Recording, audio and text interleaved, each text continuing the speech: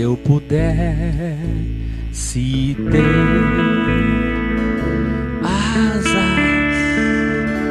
asas, voaria. Professor, eu vou fazer uma pergunta, mas eu acho que é um pouquinho infantil, mas eu estou com essa dúvida. Ai, Jesus, se eu não tirasse da cabeça, por que que Deus deu todo esse tempo, 6.000 anos? Pode ver que desde o começo só tem confusão. Matança, matança, cai rei, mai mor. Por que será que Deus deu todo esse tempo para a humanidade? Por que que ele já não destruiu lá quando viu que tava uma bagunça lá no Sodoma e Gomorra? Por que será que ele deu toda essa chance para esse povo aí? Não Porque um sei dia, também. agora eu vou usar o que o sistema fala, um dia Satanás quis ser como Deus, né? Lúcifer. E quem foi Lúcifer? Quem é Lúcifer? Somos nós mesmos. Em algum momento, a gente quis ser como Deus. E esse querer ser como Deus é a partir do momento que a gente começou a gerar o nosso ego, né? Entender que eu sou capaz de ter alguma coisa. Enquanto o homem estava lá na caverna, lá, ele só queria se alimentar de animais, né? Para sobreviver. Mas passou um tempo, já começou a ter aí o desejo de ter alguma coisa. Se a gente fosse estudar a história, se lá no início, inclusive, Abraão foi um deles. As pessoas, as cidades eram grupos de famílias, né? Eram os clãs. E então tinha o chefe e todos os seus familiares moravam naquele lugar ali. Então a cidade ganhava o nome do patriarca ali ou da matriarca. E passou-se um tempo, as pessoas começaram a brigar por um clã do outro, porque o outro tinha bastante animais ou tinha alguma coisa que interessava. E ali surgiu já conflitos. Surgiram os conflitos por ali. Eram pequenas famílias que moravam isoladas. E esses conflitos não param até hoje, né? Que não param. Toda a história a gente vê guerras. A humanidade é isso. Ela sempre conflitos e mais conflitos. Tudo por causa daquele triângulo lá que o professor Akio nos ensina, que é o ter, ser e poder.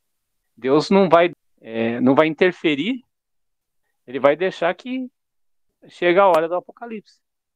E tudo isso, planejado, vai demorar 6.000 anos. E nós já estamos findando ele, né? Para ver no calendário de Adão, nós já estamos no ano 5.783. Estamos A gente está entrando aí. conseguindo identificar quem são os filhos de Caim e quem são os filhos de Abel, né? E desde aquela época o sangue de Caim, não, o sangue de Abel vem sendo derramado, porque olha quantos inocentes já morreram, né?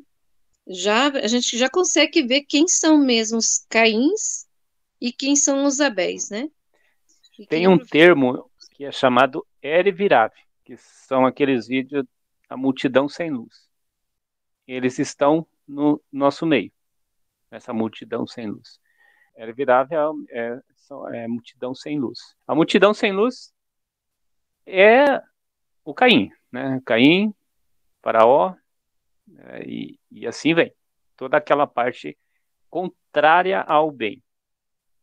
Então, mas eles não vêm de agora, né?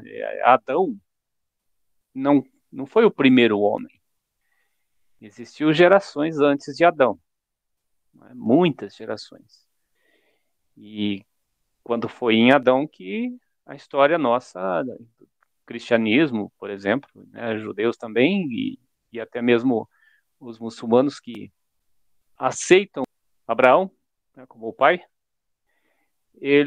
essa história começou ali então. Nós estamos hoje no ano 5.783. Esse povo, né, que está vindo desde aquela época, está misturado, se infiltraram nas pessoas de bem.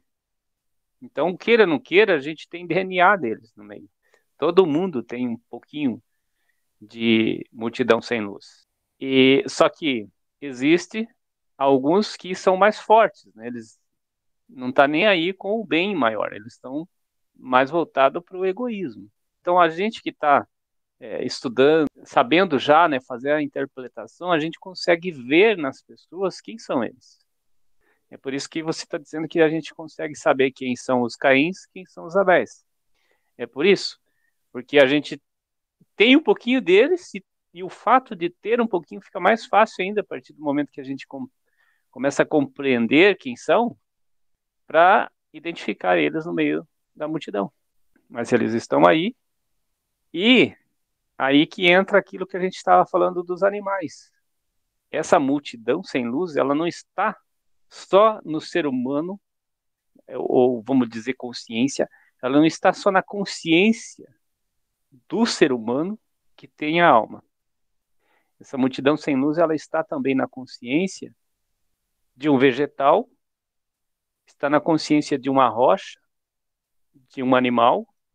Então, todos aqueles vegetais, por exemplo, que são venenos, eles têm essa consciência dessa multidão sem luz. Só que o Criador usa eles para o bem. Então, por exemplo, de um veneno você pode fazer um remédio. Ou pode usar até o próprio veneno para matar alguns insetos que também são herbiráveis, né, que são também dessa multidão sem luz. Então, um combatendo o outro. E Deus permite isso, porque Ele é o Criador de tudo. E a mesma coisa nós, seres humanos, né? Deus permite que eles estejam aqui para poder, aquilo que o professor Aki nos ensina, que um condena o outro, né? Uma ação positiva de um condena a ação negativa do outro. A própria ação. Aquele que sabe que tem que fazer o bem não faz, o outro que faz do lado dele condenou ele. Quando fala que Deus endureceu o coração de Faraó, Deus constituiu o Faraó com a mesma capacidade de Moisés, por exemplo. Só que as decisões de um e do outro foram diferentes. O Faraó, ele é o lado negativo nosso. Nós temos Faraó dentro de nós. E temos Moisés também. Ou seja, Deus permite, muitas vezes, que a gente tome algumas decisões, e sempre Ele permite, né, porque Ele não interfere mais, que a gente tome decisões para a gente aprender com a vivência, o crivo. Da mesma forma lá, porque apesar de a gente estar usando isso como uma metáfora, aquela situação eu acredito que tenha acontecido, para poder deixar, né, as evidências para a gente ter mais bagagem, mais força de estudos e de seguir em frente. Então, acontecendo aquilo lá, Deus não está interferindo, Deus está apenas, quando Deus criou o ser humano, ele deixou o livre-arbítrio, né, para a gente fazer o bem ou fazer o mal. Deus está apenas permitindo que ele faça o lado mal para condenar os outros. Então, ele, como um governante, ele teria que fazer o bem. E assim, não é só com o Faraó, é com todos. Quando fala que Deus endureceu o coração de Faraó, Deus constituiu o Faraó com a mesma capacidade de Moisés, por exemplo. Só que as decisões de um e do outro foram diferentes. Então, nós temos uma bifurcação em nossa frente, e aí cada um de nós escolhe o caminho que desejar. E depois vem as consequências disso. E foi o que aconteceu lá. Ele fez a escolha, e assim foi até acontecer do mar se fechar e eles... Só que não fala, a Bíblia não fala que ele morreu, né? Porque o ego não morre. O ego, ele tá aí, ele continua, né? Ele foi afogado. A gente pode afogar o ego. Nós afogamos o nosso ego, só que ele não morre. E o nosso ego vai morrer quando a gente sair desse corpo. Porque, na verdade, quem é o ego? É esse corpo físico nosso. Mais nada. O ego é eu achar que eu sou hidalgo. Sendo que eu não sou hidalgo, eu sou uma consciência divina que está aqui, usando esse corpo. Quando eu acho que eu sou alguém, que eu tenho alguma coisa, que eu tenho uma família, que eu tenho aquilo, que eu tenho aquele outro, que eu tenho emprego, quando eu estou achando isso, esse é o ego. E então ele só é afogado. O bem afoga ele, mas ele também sufoca é o que aconteceu quando Caim matou Abel. O que Caim fez? Caim era um ego e Abel era outro ego de Adão. A parte do bem e a parte do mal. Só que a parte do bem foi sufocada pela parte do mal, porque Adão deixou esse lado do mal crescer. E assim é para nós refletir também na nossa vida. Dependendo do que a gente vai deixar crescer, a gente vai sufocar. No caso do faraó, o faraó foi sufocado, foi afogado nas águas, né? Moisés usou a força maior para afogar esse ego, porque ele pediu auxílio ao Criador. Então, ou seja, nós também temos que fazer isso, né? Nós temos que voltar o nosso pensamento para o bem. Isso é pedir auxílio ao Criador, porque ele constituiu a gente com o bem e com o mal. Nós que fazemos a escolha. Eu vejo assim, tem muito isso, né? Se você pegar em toda a história, essa dualidade, ela está em praticamente todas as metáforas, né? Se você analisa, está em tudo. Cada história, você pode ler cada história lá, a dualidade está em todas as histórias, todas as metáforas têm a dualidade. Então, você pode ler a Bíblia inteira, você vai encontrar a dualidade ali o tempo todo, o tempo todo, o tempo todo. E ela começa em Deus, né? Exatamente. O próprio Criador tem a dualidade. Sim.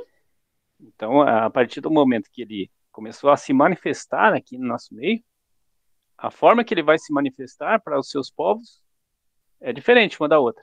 Mas cada cultura tem a parte do bem, tem a parte do mal, tem a parte feminina de Deus e a parte masculina de Deus. Todas as culturas, todas as crenças. E não é diferente também no cristianismo. Nós temos aí o Criador e a Shekinah, a parte feminina, a Sofia. E assim por diante, todas as crenças se manifesta a dualidade. No céu